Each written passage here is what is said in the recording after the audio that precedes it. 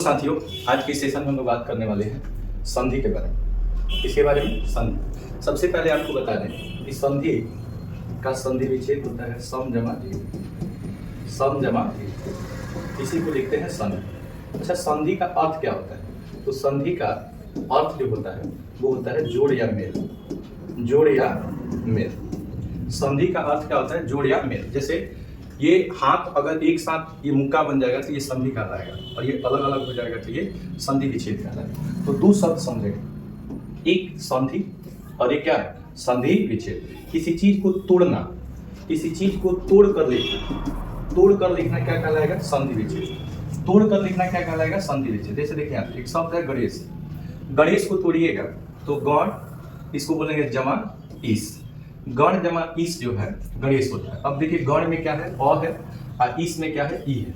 और ई से संधि किया है तो किसका निर्माण किया है? ए का। और ई से संधि किया है तो किसका निर्माण किया है? ए का। तो संधि क्या करता है? संधि में हम लोग किसी चीज को जोड़ते हैं। अच्छा, किसको जोड़ते हैं? तो वर्ण को जोड़ते हैं या अक्षर को जोड़ते हैं। दो अक्षरों के आपस में मिलने से उनके रूप और उच्चारण में जो परिवर्तन होता है उसी को हम लोग क्या कहते हैं? संधि कहते हैं। यानी कि दो वर्णों के मेल से, ठीक है, जो नया वर्ण बनता है, दो वर्णों के मेल से जो नया वर्ण बनता है उसी को हम लोग क्या कहते हैं? संधि कहते हैं। जैसे एक वर्ण यहाँ पे अ है, एक वर्ण यहाँ पे ई है, ये आपस में संधि किया तो किसका निर्माण किया? ए का। गण में अ है, ईस में ई है, और ई से संधि करके किसका निर्माण किया? ए का। तो गणेश संधि कहलाएगा और गण जमा ईस क्या कहलाएगा?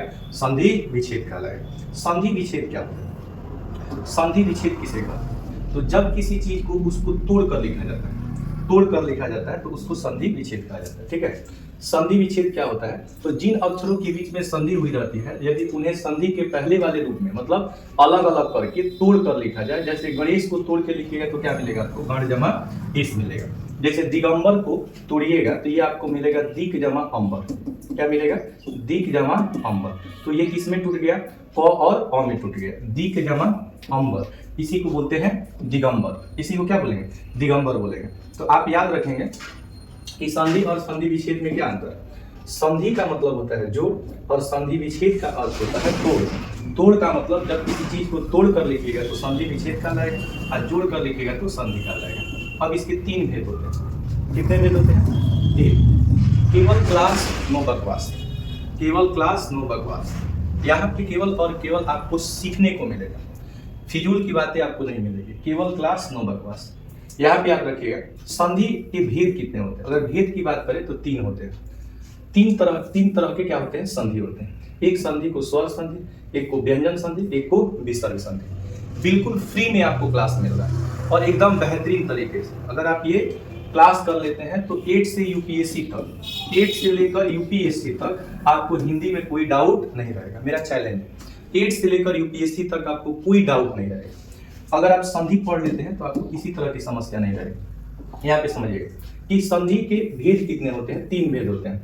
पहला स्वर संधि, इसमें जो वर्ण बनेगा अ आ के रूप में बनेगा, ठीक है, अ आ के रूप में बनेगा। दूसरा होगा व्यंजन संधि, इसमें जो वर्ण बनेगा वो क से ञ के बीच तक बनेगा, और इसमें विसर्ग आ जाएगा। क्या आ जाएगा? विसर्ग। आप जानते हैं कि विसर्ग का उच्चारण होता है वो ह होता है। अगर आपने मेरा वर्ण वाला वीडियो नहीं देखा है तो मैंने उसको अपलोड कर दिया है। वर्ण के बारे में अच्छे से पहले देखिए। वर्ण को देखने के बाद ही संधि आपको बेहतर समझ में आएगा, क्योंकि संधि में किसका मेल होता है? तो संधि में वर्णों का ही मेल होता है, वर्णों का या अक्षरों का ही मेल होता है। वर्ण अथवा अक्षरों के मेल को ही क्या कहते हैं? संधि कहते हैं। और भेद की बात करें तो कितने भेद? तीन। स्वर संधि, व्यंजन संधि और विसर्ग संधि। अब आइए एक एक करके समझते हैं। स्वर संधि क्या है, व्यंजन संधि क्या है और विसर्ग संधि क्या है।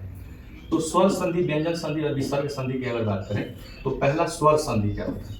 स्वर संधि किसे कहते हैं? ठीक है, चलिए समझते हैं स्वर संधि किसे कहते हैं। आप जानते हैं कि स्वर संधि जो होता है, दो स्वरों के आपस में मिलने से जो रूप परिवर्तन होता है उसे स्वर संधि कहते हैं। यानी कि स्वर संधि में कभी भी संधि होगा तो नया वर्ण अ आ के रूप में बनेगा, अ आ के रूप में बनेगा, क्योंकि इसी को स्वर वर्ण कहते हैं। और स्वर संधि में नया वर्ण स्वर वर्ण के रूप में ही बनता है। अब जैसे भाव जमा अर्थ जो है ना, इसका जब आप संधि कीजिएगा तो आपको भावार्थ मिलेगा। भावार्थ मिलेगा। आप यहाँ देखिएगा कि व में आ की मात्रा है, व में किसकी मात्रा है, आ की मात्रा है। तो ये आ जो है ये स्वर है कि व्यंजन, ये आपका स्वर है, इसलिए इस संधि का नाम क्या हो जाएगा, स्वर संधि हो जाएगा। इस संधि का नाम क्या हो जाएगा, स्वर संधि हो जाएगा। अब आगे बढ़ते हैं कि स्वर संधि के भी भेद होते हैं। स्वर संधि के अगर भेद की बात करें तो 5 तरह के इसके भेद होते हैं। स्वर संधि के कितने भेद होते हैं, स्वर संधि के 5 भेद होते हैं। आइए समझते हैं कौन कौन। पहला संधि होगा दीर्घ संधि, दीर्घ संधि होगा। पहला संधि क्या होगा, तो स्वर संधि में पहला दीर्घ संधि होगा, दूसरा गुण संधि, वृद्धि संधि, यण संधि और अयादि संधि। संधि के 5 भेद होते हैं, दीर्घ संधि, गुण संधि, वृद्धि संधि, यण संधि और अयादि संधि। ये स्वर संधि के भेद हैं। स्वर संधि के कितने भेद होते हैं, 5। कौन कौन, दीर्घ संधि, गुण संधि, वृद्धि संधि, यण संधि और अयादि संधि। बिल्कुल सिंपल है, बहुत ही आसान है, आसान से एकदम आप केवल ध्यान थोड़ा सा देंगे आपको एक एक चीज अच्छे से याद हो जाएगी। चलिए यहाँ पे समझिएगा।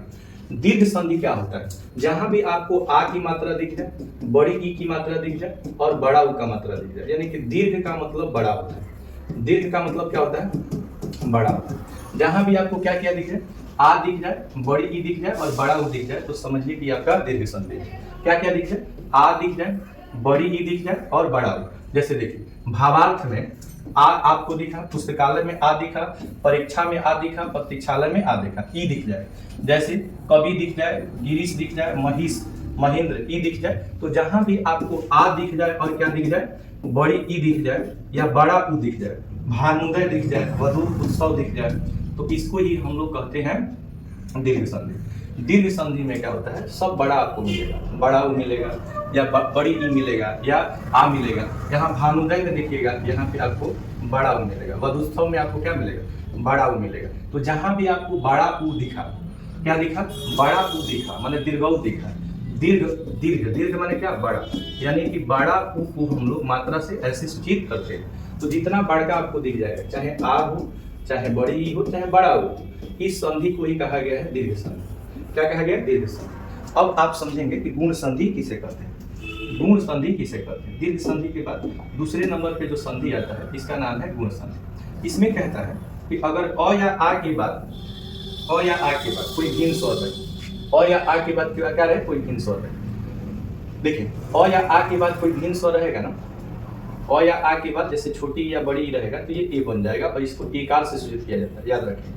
आ या आ के बाद, अ या आ के बाद छोटा उ या बड़ा उ रहे तो वो ओ बन जाएगा और इसको ओकार से सूचित किया जाएगा। अ या आ के बाद, अ या आ के बाद इसका 3 नियम होता है। री रहेगा तो और हो जाएगा, इसको रे प्र से सूचित किया जाता है। तो 3 चीज याद रखना है कि जहां पे आपको ए दिख जाए, क्या दिख जाए, ए, तो इसको एकार से लिखेंगे। जहां पे आपको ओ दिख जाए, क्या दिख जाए, ओ, तो इसको ओकार से सूचित करेंगे। और जहां पे आपको और दिख जाए तो इसको रे प्र से सूचित करते हैं, रे प्र से। लिख देव जमा इंद्र में देवेंद्र हो गया। जहां भी आपको ए की मात्रा दिखेगी, किसकी मात्रा दिखेगी, ए की मात्रा दिखेगी। जहां भी आपको ए की मात्रा दिखेगी इस गुण को कहेंगे गुण संधि, ठीक है। अब अ या आ के बाद छोटा उ बड़ा उ रहेगा तो ओ हो जाएगा। जैसे ज्ञानोदय में देखिएगा ओ की मात्रा है, ज्ञानोदय में किसकी मात्रा है, ओ की। शीतोष्ण में ओ की मात्रा है, महोत्सव में ओ की मात्रा है, गंगोर्मी में ओ की मात्रा है, सप्तर्षि। अब यहाँ पे देखिएगा, यहाँ पे ऋषि लिखने का तरीका और यहाँ पे ऋषि, यहाँ पे देखिएगा रेफ र, एक पूंछ लटका हुआ है तो रेफ र जहाँ पे आ गया। 3 चीजें जहाँ पे आएगा गुण संधि होगा। पहला ए आ जाएगा तो एकार से सूचित कीजिएगा, गुण संधि होगा। ओ आ जाएगा तो इसको ओकार से सूचित कीजिएगा, दीर्घ संधि होगा। अगर और आ जाएगा तो इसको रेफ र से सूचित कीजिएगा, ये आपका गुण संधि होगा। और दीर्घ संधि क्या होगा, तो दीर्घ संधि में क्या होगा कि आपको आ जाएगा, ठीक है, बड़ी ई आ जाएगा और बड़ा उ आ जाएगा। और गुण संधि में क्या आएगा, तो ए आ जाएगा, ठीक है, ओ आ जाएगा और आ जाएगा। ए को एकार से सूचित करेंगे, ठीक है। जैसे क्वेश्चन कितने तरह से पूछेगा, जैसे मान लीजिए कि कहेगा कि देवेंद्र की संधि का उदाहरण है, तो देवेंद्र आपका कौन सा संधि है, गुण संधि। कहेगा कि देवेंद्र का संधि विच्छेद क्या होता है, इसको तोड़ के लिखिएगा तो देव जमा इंद्र हो जाएगा। तो कहेगा कि देवेंद्र का संधि विच्छेद क्या होगा, देव जमा इंद्र हो जाएगा। अब पूछेगा कि देवेंद्र में किन 2 वर्णों की संधि हुई है, तो अ और ई की संधि हुई है। क्वेश्चन और पूछता है कि अ और ई के मिलने से क्या बनता है, तो ए बनता है और ए को एकार से सूचित किया जाता है। जैसे पूछ देगा आपको कि महोत्सव में, कौन सी संधि है? तो महोत्सव में आपका गुण संधि है। महोत्सव का संधि विच्छेद महा जमा उत्सव होगा। कहेगा कि महा जमा उत्सव, महोत्सव में किन दो वर्णों की संधि हुई है? तो आ और छोटा उ के मिलने से क्या बना है? ओ बना है। ठीक है, तो इस गुण को हम लोग गुण संधि कहते हैं। अब समझते हैं कि वृद्धि संधि किसे कहते हैं। वृद्धि संधि क्या होता है? ठीक है, अब वृद्धि संधि में क्या होता है कि कह रहा है अ या आ के बाद, अ या आ के बाद ए रहे तो अ हो जाएगा, अ या आ के बाद ओ रहे तो औ हो जाएगा। ठीक है, जैसे एक जमा एक अकैक होता है, तथा जमा एवं तथेव, वन जमा औषधि वनौषधि और महा जमा औषधि महौषधि। इसमें क्या है कि जैसे ए को सूचित करेंगे, अ को सूचित करेंगे अकार से और औ को सूचित करेंगे औकार से। तो ये जहां भी आपको अकार और औकार दिख जाएगा, क्या दिखेगा? अकार और औकार दिख जाएगा। इस संधि को हम लोग वृद्धि संधि कहते हैं। ठीक है, ए और अ को अकार से, ठीक है, और ओ को उकार से कहते हैं। इस वृद्धि को वृद्धि संधि कहते हैं। अब हम लोग समझते हैं यण संधि क्या होता है। यण संधि में क्या होता है कि भीन स्वर जैसे ही आएगा, क्या आएगा? भीन स्वर। यण संधि को ध्यान से समझेंगे। यण संधि क्या होता है इस चीज को समझिए। इसमें कह रहा है ना कि जैसे अगर छोटी या बड़ी ई के बाद अगर कोई भीन स्वर रहता है तो यह हो जाता है। जैसे ही आपका छोटी ई या बड़ी ई के बाद अ या आ आए या उ आए या कोई भी भीन स्वर आएगा तो इसका ये य हो जाएगा। क्या हो जाएगा? य। अब य की बात क्या करते हैं कि यहाँ पे जो मात्रा होगा, अ का कोई मात्रा नहीं होता है तो यहाँ पे य में कोई मात्रा नहीं होगा, लेकिन आ का मात्रा क्या होता है? आकार, तो यहाँ पे य आकार हो जाएगा। ई है तो ई के बाद अ रहेगा तो य हो जाएगा, आ का मात्रा आकार हो जाएगा। छोटी ई के बाद भीन स्वर रहेगा तो य हो जाएगा, उ का मात्रा है तो यहाँ पे छोटा उ हो जाएगा। ई के बाद कोई भीन स्वर रहेगा तो य होगा, यहाँ पे बड़ा उ है तो यहाँ पे बड़ा उ हो जाएगा। ई के बाद भीन स्वर है तो य होगा और यहाँ पे ए है तो ए का मात्रा हो जाएगा। तो आपको याद रखना है कि ये जो वर्ण आ रहा है इस वर्ण का आपको मात्रा भी लिखना है। अ का कोई मात्रा नहीं लिखा जाता है इसलिए य हो जाता है, लेकिन आ का मात्रा आकार होगा। आ का मात्रा क्या होगा? आकार। छोटा उ का मात्रा ये हर्षऊ हो जाएगा और बड़ा उ का मात्रा दीर्घऊ हो जाएगा। ए का मात्रा एकार हो जाएगा। अब जैसे इसमें एक और चीज याद रखना होता है कि जो भी आपका व्यंजन आएगा, क्या आएगा? व्यंजन। तो व्यंजन के हल रूप को लिखेंगे। जैसे यहाँ त है तो आधा त लिखेंगे। क्या लिखेंगे? आधा त लिखेंगे। जो भी आपका व्यंजन आएगा उसको आधा लिखना है। जैसे यहाँ त है तो क्या हो जाएगा? आधा त। यहाँ न है तो आधा न लिखना होता है, मतलब व्यंजन जैसे जो स है तो आपको आधा स लिखना होता है। अब कैसे इसका संधि हुआ तो समझेंगे। जैसे कहेगा इति जमा आदि का संधि क्या होगा तो समझिएगा। इति जमा आदि, इति जमा आदि, इसका संधि क्या होगा? तो इति में देखिए ई है और ई के बाद अ है, तो ई है तो ई लिख देंगे। ये जो भी व्यंजन आएगा इसका आपको अर्ध वर्ण लिखना है। अर्ध वर्ण का मतलब आधा, तो आधा त हो जाएगा। ई अ से संधि करेगा तो य का निर्माण करेगा। आ का मात्रा या आकार हो जाएगा और यहाँ दी है तो दी हो जाएगा। इति जमा आदि इत्यादि होगा। कहेगा इत्यादि का संधि विच्छेद क्या होगा? इत्यादि का संधि विच्छेद होता है इति जमा आदि। इति जमा क्या होता है?